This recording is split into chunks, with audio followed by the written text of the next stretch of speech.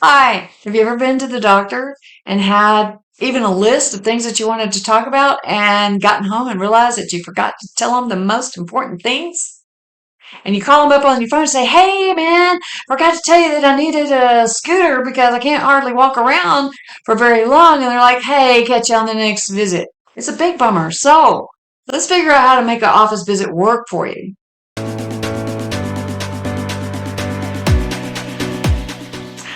Hi, I'm Dr. Ramey Turner, board certified in family medicine, and we're going to talk about how to make the most productive office visit that you can. Now, before we get started, this video is for educational purposes only. Please don't make any changes to your healthcare plan until you speak with your primary care physician.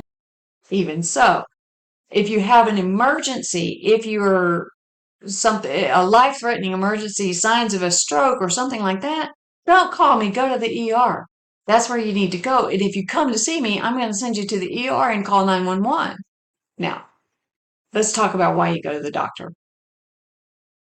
Basically, three reasons. You're sick, which is the most common reason, or you're well and you want to make sure everything is okay. You have a chronic illness, maybe, and you go more often than just once a year, but you want to make sure that you're not changing, that things aren't getting different. You want to make sure that if you have diabetes, that your hemoglobin A1C is staying within normal limits. And then the third reason is for a second opinion.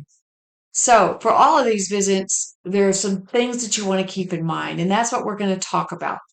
On a wellness visit, it is really important that you be actually well. So if you discover on the day of your wellness visit that you planned in advance that you're sick, go ahead and call the office and let us know that you're sick. To we may be able to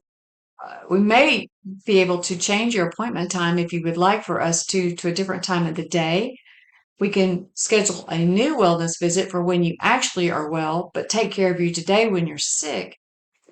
Let's talk about timing. When do you want to make your appointment? First time of the day is the best time of the day because the doctor isn't behind yet. It's just common sense, really.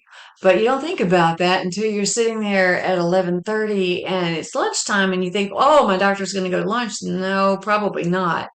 Doctors are very time compressed, and we could go on and on about that, but that would make a very long video. So let's not do that. So make your appointment. If it's a well visit, you're going to need a little more time. They already know that. They'll build that in.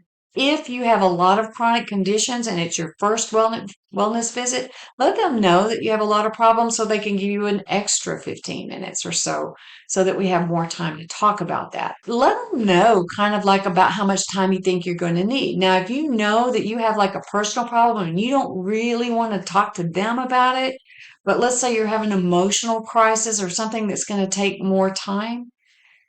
Maybe you know you're going to need extra exams. Just tell them that you know you need extra time, and you don't have to tell them necessarily why. Just say it's personal. That's legit. And if you are calling because you need a work note, that's not going to take very much time if you're well already, unless you're going to go postal because you need a work note because you needed an emotional wellness day from work because it's stressing you out so much. And if you're going to go postal, we probably need a little more time, which brings us to if you're having emotional issues, we probably need extra time. And you might not want to go into that when you call in to make your appointment, but do let them know that you're going to need the extra time. And it's personal. Or you can tell them, I'm depressed. I'm feeling really bad. I'm having trouble with depression. Something like that.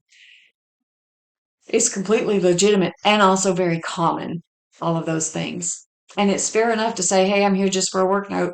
I'm really doing fine now. I was sick and I'm better now. I think I had a cold. It was allergies."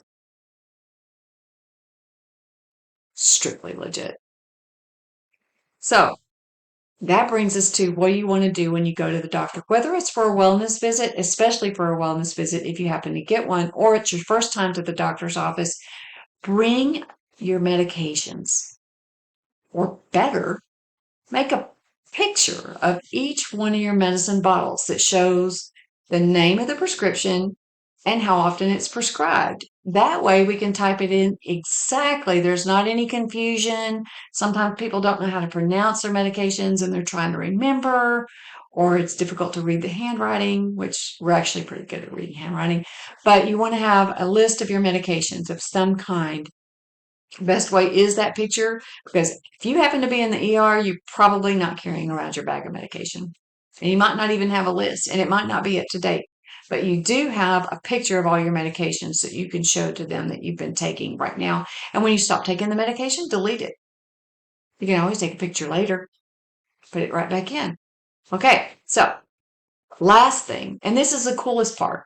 I really want you to make a list. I want you to make a list head to toe of everything that's bothering you. I want to be able to look at it. So you make a list. I'm an expert at reading bad handwriting. Don't forget, I went through residency. I read a lot of doctor handwritings. So you make your list and you put the 5 things that bother you the most. Underline 5 things and circle the 3 things that are like extremely bad. And then I'm going to look at your list and I'm going to look at it and I'm going to say, well, I agree with this one, but hey, I think this one's more important than this one. So how about we talk about this too? So we're going to go over what's really important. And a lot of times, a lot of things combine together. And sometimes there's something in your list that's going to tip me off. And I'm going to go, oh, that's not good. That's something that we need to talk about. Even though you didn't think it was all that important, I realize it is important. So I'm going to do something about that.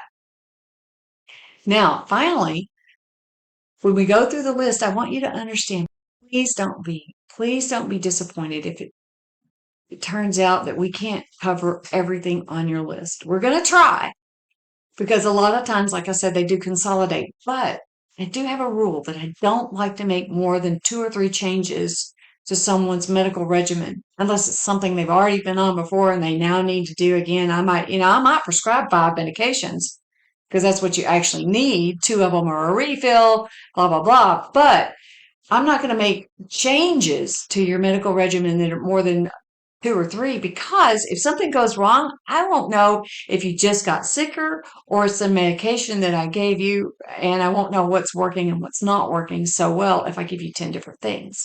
So we're going to try to cover the biggest bang for the buck so that if you do have to come back, now we're just kind of tuning you up. That's the plan.